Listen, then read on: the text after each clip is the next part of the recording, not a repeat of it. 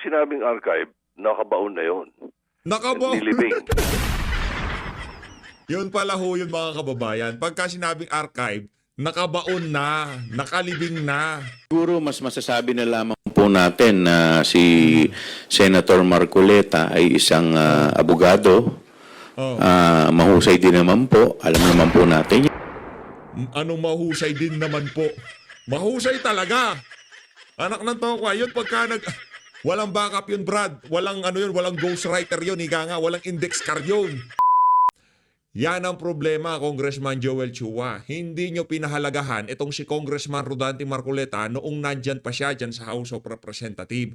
Imbis na isangkot nyo siya sa mga pinag-uusapan, ang ginawa ng House of Representatives, pinagtatanggal siya sa kanyang mga committee chairmanship at committee vice chairmanship nang wala man lamang abiso. Ganon ho katinding pambabastos ang ginawa nila kay Congressman Rodante Marcoleta noong nandyan pa siya sa House of Representatives. At dito rin sa video na to, itong si Akbayan Representative Percy Sendanya, naglabas ho ng sama ng loob sa social media. At itong si School Bukol, interview ho niya dito kay Manong Ted Filon ang pag-uusapan natin dito sa video na to. Halangan naman, itong si Benny Abante, hindi ho siya makisama sa ika nga, banatan ngayong mga panahon na to. Rumesba ko siya para dito kay Tamba at binanatan ho niya itong si Senator Amy Marcos. Naku, napakarami ho natin pag-uusapan dito sa video na to. Ito ho mga kababayan, ang video nitong si Joel Chua na kung saan pinupuri niya itong si Senator Rodante Marcoleta. No? Pag-uusapan ho natin lahat yan, pero bago yan mga kababayan, nako, magna 947,000 subscriber na ho tayo. Konting push na lang, ika nga, talagang na 950,000 na ho tayo. Ayun na nga mga kababayan, isang like at isang subscribe. Masaya na ho tayo dyan sa mga gusto sumali sa ating community. Join button, nandyan lang ho sa baba. Sa mga nagpakulay, sa mga nakalipas nating video, maraming salamat ho. Sa susunod na video ko na ho kayo, mega love shoutout. Ayun na nga, ano ho ba ang iniiyak nitong si Benny Boy? Ha? Itong si Benny Boy, ano ba iniiyak ni Benny Boy? Ha? Ano ba iniiyak niya? Teka lang ho ha. Ayun, ito. Ano ba sabi nitong si Benny Abante? Ito mga kababayan, renesbakan ho niya. Itong si Senator Amy Marcos na kung saan doon sa kanyang pagpapaliwanag sa Senado kung bakit bumoto siya ng big yes. Dahil doon sa malaking bonjing diyan sa ito, House Committee on Human Rights Chairperson and Manila Rep. Bienvenido Abante said the remarks of Senator Amy Marcos against Speaker Ferdinand Martin Romualdez is unnecessary, uncalled for, unquote. Anong unquote? Anong unquote? Tagalogin nyo na lang kasi nahihirapan yung mga kababayan natin dito umiintindi sa mga pinagsasabi nyo. Anong unquote? Hindi, mamaya Joel, mamaya. Siyadong excited daw si Chihuahua, no? Unnecessary daw, unnecessary, ano pa? Uncalled. Ha? Ano ba yung uncalled? Para daw, lacking of good manners. Kung yung mga litanya na yan, manggagaling doon sa isang congressman na naupo lamang dyan sa House of Representatives dahil napadisqualify yung totoong nanalo, wag na tayo mag-usap. Wala kang Brad.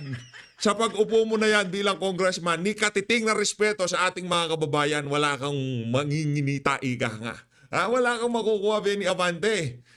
Masyado kang napaghahalata. Nagpahuli ka pa talaga, no? Yung anak mo, kahapon, bumanat.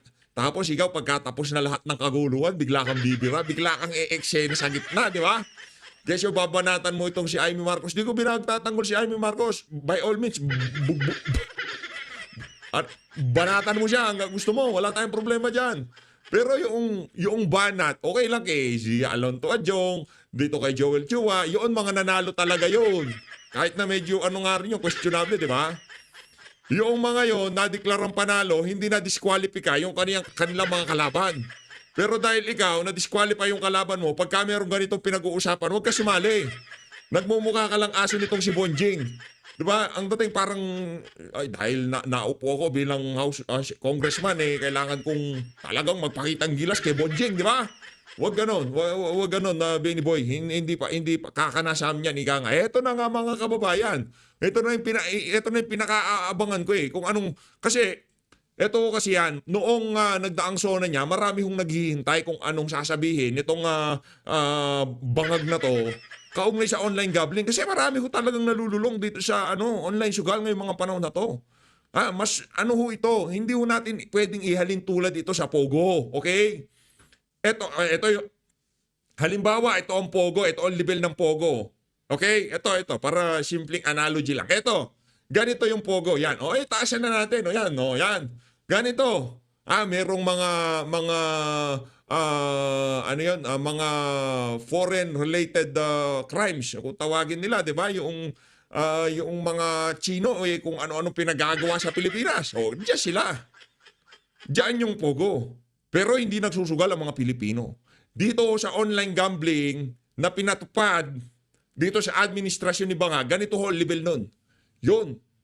Ayan, baba ko, yan. Hindi. Mataas Kasi ang problema ho dito sa online gambling na to, nagsusugal mga Pilipino. Hindi mga banyaga. Okay? Tinanggal nila ang Pogo. Okay? Dinimonize nila ang Pogo kung ano-anong sinabi nila sa Pogo dahil naging programa yon nung panahon ni dating Pangulong Rodrigo Duterte at pinalitan nila ito ng online gambling. Ngayon, ang pinasugal nila ang sambayan ng Pilipino. Diba? Hinihintay ho yan noong SONA kung anong sasabihin nitong si Bangag. Eto na ho, nagsalita na ho siya. Ang sabi ho niya, President Ferdinand Marcos Jr. said, the government will hold a dialogue with stakeholders on the impact of online gambling. Manghingi ka pa ng dialogue sa mga stakeholders. Seryoso to, Brad? Hindi nga, seryoso to. Kailangan pa natin ng dialogue sa bagay. Yung bataan mo, sabi nila, di ba? Ang mga lang naman, ang mga illegal, ang kailangan ang issue natin dito regulation. 'Di ba? Dapat sumunod yung mapahigting ang pagbabantay doon sa mga unregulated na online gambling platform. Hindi 'yun ang issue. Ang issue dito, yung mismong programa na online gambling, hindi yung regulation. Kahit tigpitan nyo pa ang regulation, kahit natanggalin nyo pa ang mga tawag dito, mga digital wallet, walang kwenta yan. Sugarol nga Okay lang sana yan, di ba? Mag-online gambling tayo. Okay, mag-online gambling tayo kahit sobrang against tayo dyan. Hindi ko tayo kahit anumang klaseng sugal. Hindi ko tayo fan yan. Mag-online gambling tayo, dapat from the beginning, hindi natin sinangkot dito yung mga digital wallets, kagaya ng GCash, yung napakadaling mag-cash in. From the very beginning, kung hindi napasama yung mga yon, malamang sa malamang, hindi ganito kalala ang problema natin. At hindi rin naman lolobo ang revenue nila kung hindi ganito kalala ang problema natin. Kasi yung problema, ipinagbabawal na dito sa online gambling, mapa-legal, mapa-hindi illegal, sama-sama lang ho yan. Lahat yan nakakasama sa ating mga kababayan. Kasi ang iniisip nila dito, revenue paano tumataas nga revenue natin? Tumataas din yung mga nalululun sa sugal ng ating mga kababayan. Yung nakukuhang revenue ng pamahalaan galing dito sa illegal na sugal na to, ay galing dito sa online gambling na to, inutang yun ng ating mga kababayan. Di ba? Inutang ho. Ngayon, pagka wala ng pambayad, ano mangyayari? Manghihingi ng ayuda. Pag nangingi ng ayuda, ano mangyayari? Pag natanggap na yung ayuda, isusugal ulit. Ganun ho mga kababayan. Magiging cycle na lang ng mga Pilipino yung buwisit na sugal na yan. Mr. President, ano nyo na ho? Ito, gawin nyo na lang, wala nang maraming stakeholder. Total ban nyo na ho. Merong mga kasino. Ika nga, di ba? Merong mga perya-perya pagka malapit ang piyesta, di ba? Yan, pagka malapit ang piyesta, alam ko pwede yan Pero pagkatapos ng piyesta, kailangan na nilang umalis. Kasama yun sa kasiyahan. Meron namang mga ganon. Pero yung napakadaling mag-cash in, kahit yung tipong 10 taong gulang na bata, merong GCash yung nanay niya, ilinagay niya yung account niya, tapos diretsong cash in. Ganun lang ako simple. Makakapagsuga na 5 taong gulang, 10 taong gulang, o kahit ilang taong gulang pa yan. Malay ba ng app na kung ilang taon ka na, pagka linagay mo yan, 18, ano pang pakialam niya, di ba? Ganun ho kalala ang problema natin. Anak ng tokwa, meron pa tayong isa dito. Papasadahan pa ba natin to? Ay, hindi na siguro. Bukas na ho siguro yun. Kailangan na natin pakinggan itong si Baliko ang Bibig. Marami nang nakakamiss dito sa kay Baliko ang Bibig eh. O ito na, Baliko ang Bibig. Panatan mo na. Nakakahiya. Oh. Nakakahiya ang desisyon ng Senado patungkol sa impeachment complaint laban sa Vice Presidente. They chose to surrender their independence and willfully abandon their constitutional mandate. Today, the Senate decided to become a Duterte Senate. Kalma lang. Puso mo, Brad. Ramdam ko yung paghinagpis di ba?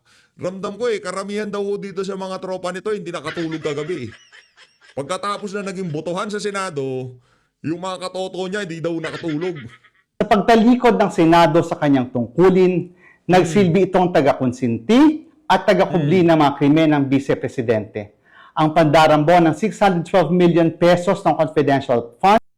Teka lang, 125 lang yun. Ba't biglang lumobo? Nagkaka-interest? Kitamba pagka hindi natatalakay. Tingin ko next filing nila ng impeachment labang kay BP Sara, magiging na yan? Magiging 1 billion na. Di ba ngayon 600 na sinasabi nila, mahigit 600. O sa February 2026, magiging 1 billion na yan. Tapos sa 2027, magiging 10 billion yan. Ito kasalanan mo, Brad eh.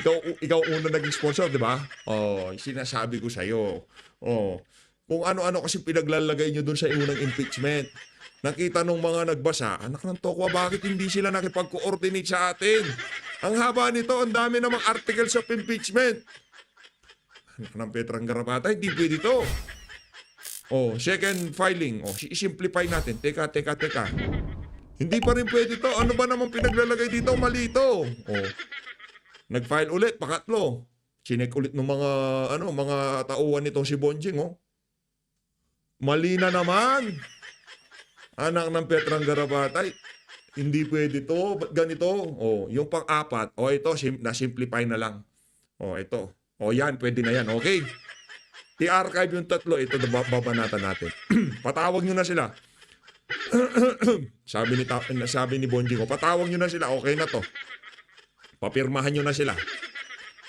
Yung, bago mag-election break. Bago mag-recess, election break. Papirmahan nyo na sila. Game. Yun, ganun nun nga. Ay, pala yun? Bago mag-Christmas break. Sorry. Nakalimutan ko na din Matagal na kasi. Diba? Hindi naman tayo kagaya ni Senator Rodante Marcoleta. Petabyte ang utak nun Diba? Napakatalas niya. Napakatalas nung mama na yun ibang level ho, ika nga. Tuloy natin to si Sendanya. Funds at ang lantarang pang-aabuso sa kapangyarihan. Their disgraceful decision is a betrayal of the Constitution and a betrayal of the will of the people.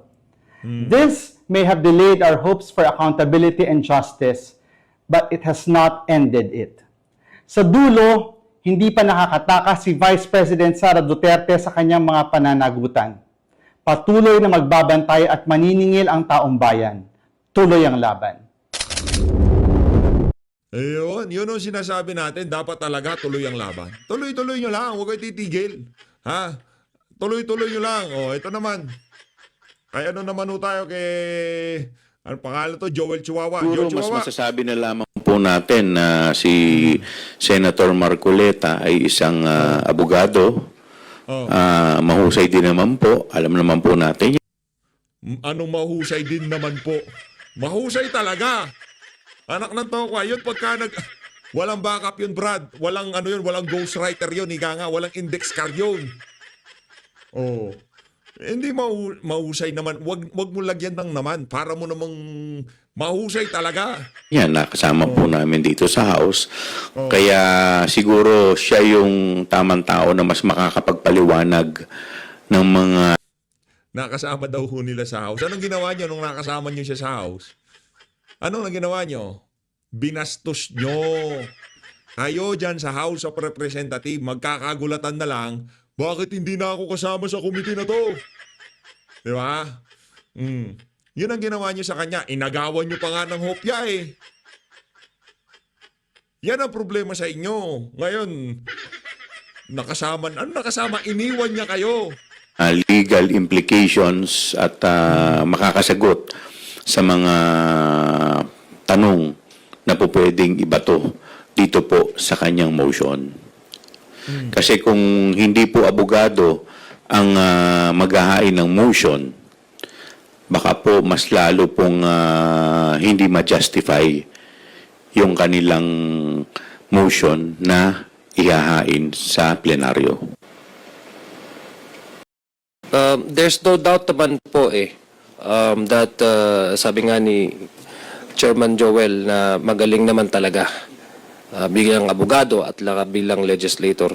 There's no doubt that his inclusion to the block is a strong addition doon sa kung ano man yung mga advocacies.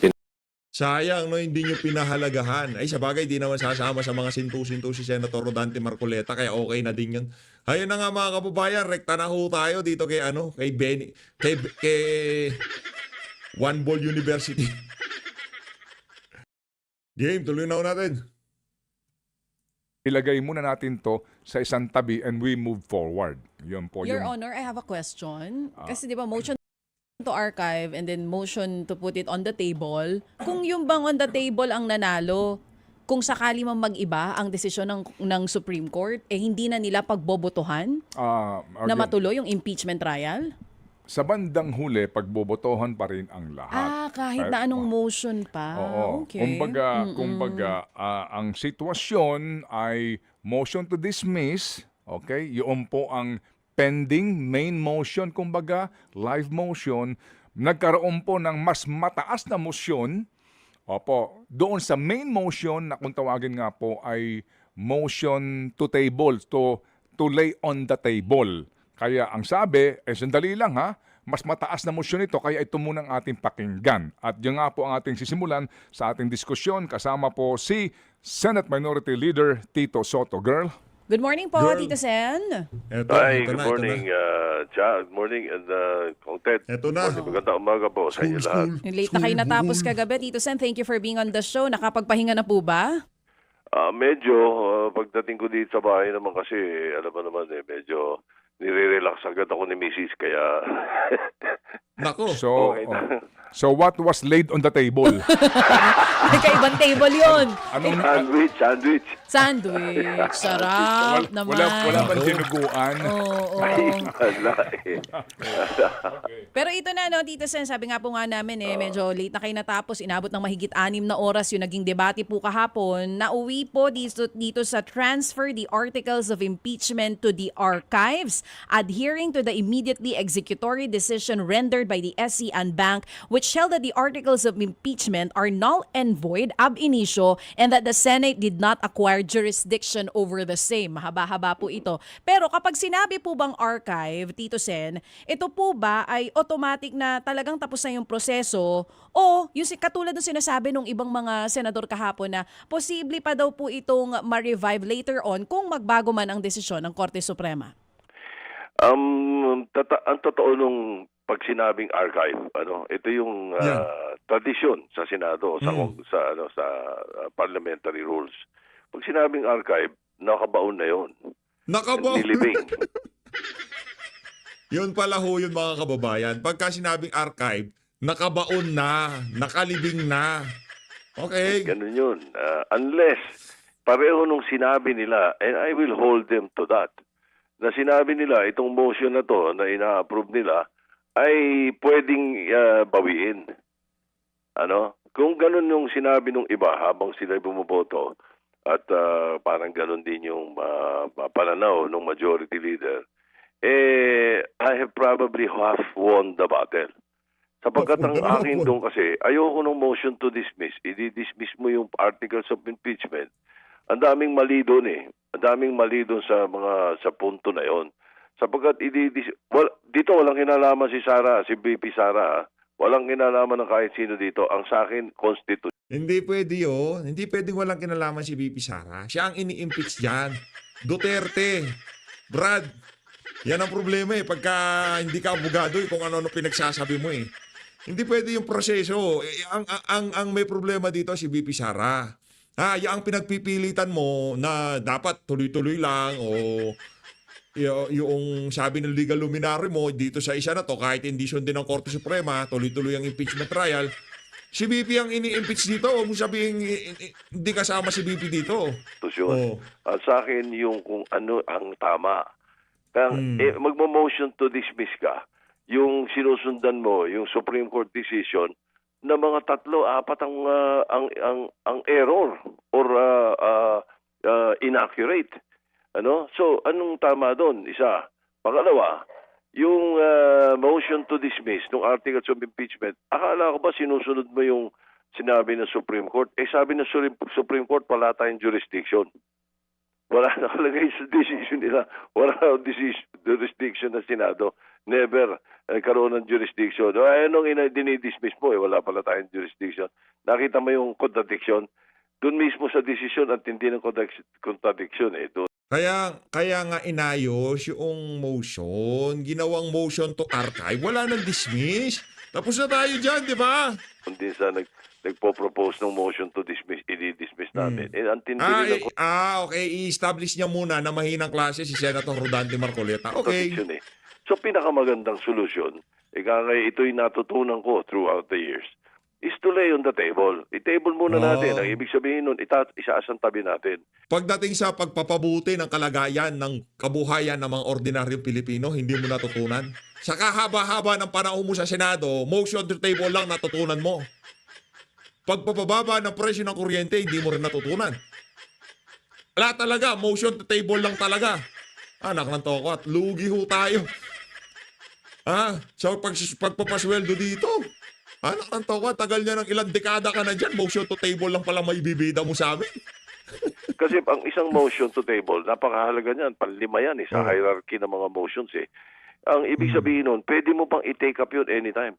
Anytime of the day. As a matter of fact, nung kinabukasan or sa gabi, nagbago isip natin, pwede natin bawingin agad. Kung nagdesisyon ng Supreme Court ng panibago, nag-rectify or anything to that effect, then we can pull it back.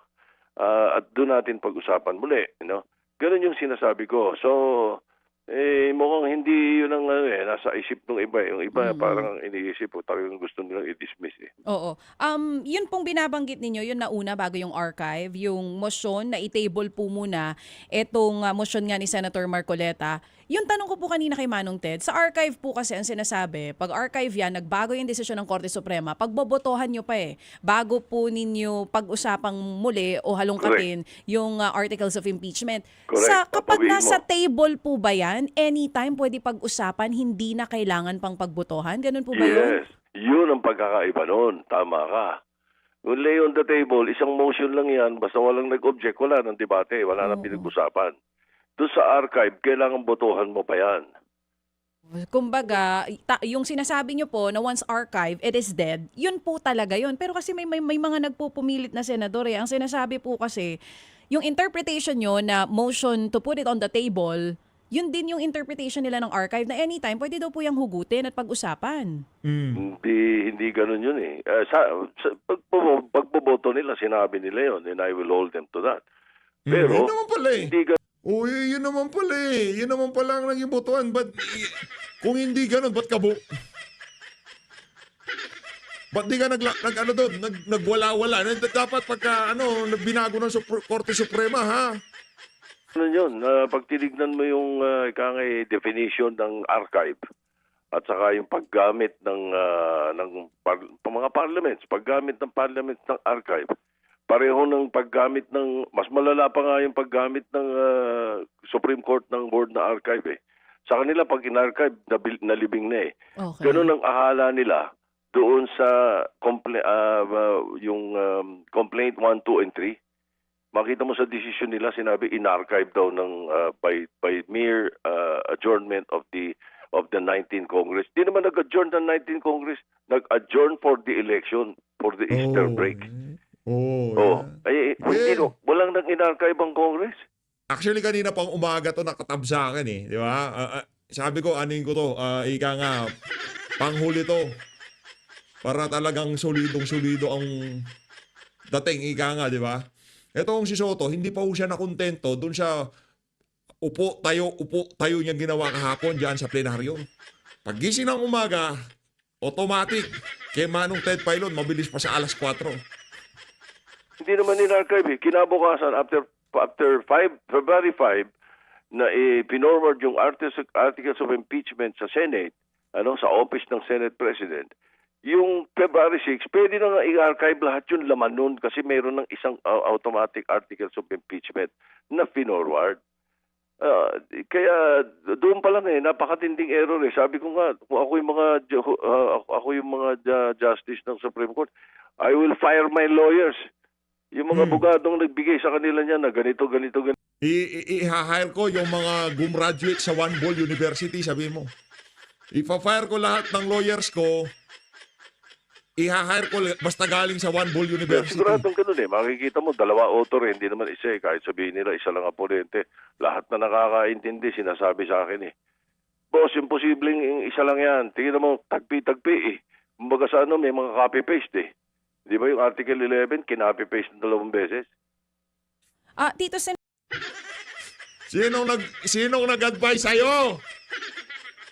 Yung mga abogado mong graduate sa One Ball University? Boss, tignan mo naman, kinapi-paste yung... may binabanggit po kayo kanina. Okay, isang tabi na natin yung impeachment ni VP Sara Duterte. In the future, kung may maghain ng impeachment, doon po talaga ang, kumbaga yung what's under the Constitution ang mas concern ninyo. Kasi sooner or later, mangyayari po ulit ito eh. Meron na po ba nangyari naman in the past na na-archive ang articles of impeachment? And ito pong nangyari ngayon, na na-archive na nga po ito, ano po ang posibilidad ng, o ano ang implications po nito legally and politically sa mga susunod na ihahain na impeachment? Yung una po, yes, may mga in-archive na kami. Yung articles of impeachment ni then President Estrada. In-archive namin eh. Kung hindi ako nagkakamali, ako pa nag-motion to archive doon. Dahil nag-walk out yung tapos iti-take up namin nawala eh. Ganun nawala yung hindi naman jurisdiction, nawala yung trial. So sumunod, yun din kay yung articles of impeachment yata kay Gutierrez, if I'm not mistaken. This time I'm not sure. Gutierrez ba or somebody else? Basta in-archive din namin yun. Sapagkat hindi na natuloy, nag-resign. So may mga na-archive na. At nakita mo naman, pag in-archive, ibig sabihin tapos na. In-archive na eh. Kaya ayokong gamitin sana yung word na archive eh. Kaya lalo namang ayokong gamitin yung word na dismiss. Kung hinta mo, hindi ako nasagot eh. Nung tinanong ko, paano ako nagbago isip ng Supreme Court? Di raw magbabago. Never daw nangyari. O sinight ni Senator Risa, ang daming beses palang unanimous, nagbago. At Hindi naman unanimous. Pinakita nitong si Banat Bay yung mga ruling na binanggit nitong si Risa Hontiveros, hindi naman pala unanimous. 4-6. Majority lang. Kung naman, oo. Panoorin nyo yung muling video nitong si Banat. Inisa-isa niya yung binanggit ni Risa Hontiveros. Yan ang problema dito eh. Yan ang problema dito. Saka paano mo tinatawag na unanimous ito? 13 lang eh. Yung isa ang inhibit. Nag-abstain, yung isa absent. Paano naging unanimous yun? Ang unanimous, 15. Hindi ba? Pero ilang beses na nangyari sa Supreme Court pala yung unanimous, nire-reverse nila eh. Paano ngayon pag nag-reverse? Yan ang tinatanong ko kay Senator Marcoleta. O paano pag nag-reverse? Ano ngayon? Hihilahin ulit sa archive. Hihilahin ulit sa archive. Napakaayos na usapan. Nakalimutan mo na kagad. Speculative daw. Ang bihira, oo. Diba yun ang sinagot sa akin? Kaya nga speculative. Speculative pa yung tanong ko eh. Ano gagawin natin? Hindi ba? Yan ang sinasabi ko. Dinismiss mo na. Kaya nga hindi pwede yung i-dismiss. Yan ang sinasabi ko. Iba yung nasa table ito. anytime pwede natin bunutin pag nagbago isip ng Supreme Court at baka nakita ng Supreme Court. Nagalit sa mga abogado nila doon kung ano-ano sinubo sa kanila. Di ba? Sabihin nga na, Tekman, di naman pala tama yung nilagay natin eh. O i-rectify natin. O paano ngayon? Di-rectify. Dinismiss mo. O di ba? Kaya nga, hindi nga, ito naman si, ano bang punto mo? Ikaw, hindi ko gets ang punto mo. Anong gusto mo? Palabasin mo na magaling ka. Ikaw talaga yung number 1 abogado sa Senado. Ay, hindi ka pala abogado, sorry. Mas magaling ka kay Senator Rodante Marcoleta. Okay na, magaling ka na. Pero hindi dinismiss. Ika nga, pinagkita kayo sa gitna nitong si Senator Alan Peter. Ayaw mo pa nga eh. Actually, para sa akin, actually, kumbaga, okay magdi-dismiss ako, pero walang dismiss. Alam nila na walang dismiss. Okay, meet in the middle. Archive natin. Ganun lang naman eh. So, anong point mo dito na pinipilit mo? O paano pagkaganito, paano ganyan? Kung paano kung dinismiss? Hindi nga dinismiss. Na-archive na. Linibing na. Talagang February 6 na nga na 2026 ang usapan nila uli. Ano? Hindi bali yung... Name nyo uli. Kahit na wag na nilang i-file yung kay BP Sara uli, wag na eh. Okay lang sa akin yun eh. Paano pag merong impeachable officer ngayon na ito ngayon yung papunta rin sa pangalawang tanong mo. Paano ngayon to? Napakahirap ang sinasabi nyo eh. Dito hindi na pwede yung option 3. In other words, ininterpret lang dapat ng Supreme Court ang konstitusyon. Huwag naman sila magalit sa akin. Pero yun ang talagang trabaho nila. Alam naman nila i-interpret nila. Hindi nila i-amend. Dito sa decision na to, in-amend nila kasi parang pinatay nila yung option 3. Yung option 3 yung pinakamadali, pinakamabilis mag-impeach. Kaya sila rin, impeachable officer sila eh. Culpable by... Ang problema dito, yung tipong pinakamadali, umamin din si Soto, pinatay nila ang pinakamadali. Gusto nyo talaga madali. Halal na sambayan ng Pilipino, gusto nyo ganun-ganun na lamang kung i-impeach siya. Dapat dumaan sa due process. Kung yung mga ordinaryong Pilipino dumadaan sa due process, yung mga hindi government official, dapat lalo na yung mahal na sambayan ng Pilipino at binoto ng napakaraming mga Pilipino. Yung inaakusa na talaga namang kitang-kita naman na puro puro gawa-gawa lang ng mga galit sa kanya at yung mga nakikita nilang tatakbo sila sa 2028, di ba? Yun dapat. At tanong nga ni Senator Alan Peter Cayetano, kailangan bang maging madali ang pag-impeach ng isang elected government official? Kung ganun pala, ganun lang kadali, pagka natripan mo, gusto mong tanggalin itong si Chief Justice, itong si BP Sara, itong Vice President, ganun-ganun na lang? Hindi na dadaan ng due process? Violation of the Constitution. Galing mo, Brad. Silang i-charge eh. Hindi na Idol. pwede ngayon. Humirap na eh. Hindi na pwedeng apurahin kahit na nagkakamali, kahit na pagpalagay mo yung presidente natin, ibinebenta tayo sa China. Kung binebenta tayo sa China, kailangan alisin natin kagad itong presidente ito. Paano natin gagawin? Pinahirap nila. Anak ng toka. Sino yung nagbebenta sa China? Ano lang pala. Halimbawa, ikaw naman PH, masyado ka mainit. Hugot eh. Alam natin yung naratibo ng mga mga ungas di ba? Impeachment ngayon. Diyan sa decision na yan.